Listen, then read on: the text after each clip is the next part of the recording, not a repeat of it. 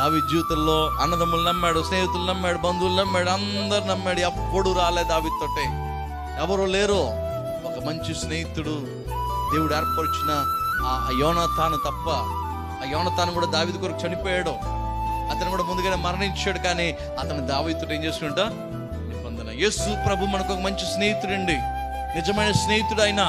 ఆయనను నమ్మదగిన ఆ దేవుడైనా, ఆయన నీకు పొరుగువాడైనా, నీ సహాయకుడు, నీ పోషకుడు, నీ చేయి పట్టి నిన్ను నడిపించే దేవుడు. ఆయన వైపు చూడండి, ఆయనపై ఆనుకోనండి.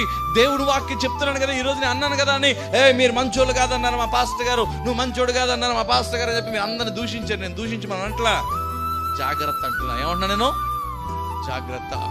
నీ స్నేహితులతో జాగ్రత్త, నీ అన్నదమ్ములతో జాగ్రత్త, నీ అక్క చెల్లెలతో జాగ్రత్త, నీ తల్లిదండ్రులతో జాగ్రత్త, నీ కుమారులు కుమార్తెలతో నువ్వు జాగ్రత్త.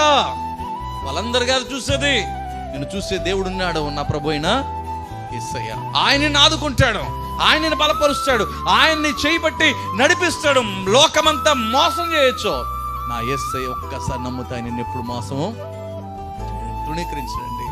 ఆయన ప్రేమ గొప్పది. అందుకే దావీదు అంటాడు, నీ భారమంతా యెహోవా మీద మోపు, ఆయన నీకు సహాయము చేస్తాడు. నీతిమంతులు ఆయన ఏం చేయడంటే ఎప్పుడు కదలనేయడు. కనుక ప్రియతములారా, యేసు ప్రభు నిజమైన స్నేహితుడు. ఆయన వైపు మనం చూడగలిగితే నిన్ను నడిపించి బలపరిచే దేవుడు. నీ కుడి చేయి పట్టి నిన్ను నడిపిస్తాడు. స్తోత్రం చెప్పండి. ఎప్పుడైనా మనిషి పడిపోతే మనం ఏం చేస్తామంటే లేవనెత్తుతాం కదండి. కానీ పడేస్తే వాళ్ళే.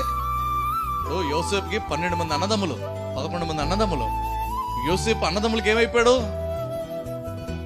ఏమైపోయాడండి? ఎందుకు శత్రువు అయ్యాడు? యోసేపు కళ్ళు వచ్చాయి, దర్శనాలు వచ్చాయి. యోసేపు అన్నదమ్ములకి చెప్పేవాడు, అన్న నాకు ఒక దర్శనం వచ్చిందే, మీరంట నా కాళ్ళ ముందు సాగిలు పడతారంట, దేవుడు నాకు దర్శనం చూపెడుతున్నా. కానీ అందరికీ తెక్కరే అయిపోయింది. నేను మాట చెప్పిన, never reveal your visions to others. నీ యొక్క దర్శనాలు లేదా నీకున్న దేవుడు నీకు చూపిన ఆ యొక్క దర్శనము, మార్గము, లోక సంబంధం వారి ఎదుట నువ్వు ఎప్పుడు రివీల్ చేయొద్దు. నువ్వు చేసే కార్యాల్లో దేవునికి ఇచ్చే ఆశీర్వాద మార్గమును లోకంలో ఉన్న వారికి, నీ బంధువులకు కానీ ఎవరికి కానీ చెప్పొద్దు. మనం చేసే తప్పేడు తెలుసా? మనం అన్నీ చెప్పేసుకుంటాం, అన్నీ చెప్పేస్తాం. యోసేపుకి ఎందుకు అన్నదమ్ములు శత్రువు అయ్యారంటే, ఈ కలలు కానీ వాడు వచ్చి మనం వాడి దగ్గర సాగిల పడతామంట అని చెప్పేసి ఏమైపోయారు? తిరగబడిపోయారు. అన్నదమ్ములు అందరూ శత్రువులు అయిపోయారు. అతన్ని అన్నదమ్ములకి ఏం పట్టుకెళ్ళాడు? ఆయన ఏం పట్టుకెళ్ళాడు చెప్పండి? భోజనం పట్టుకెళ్ళారు.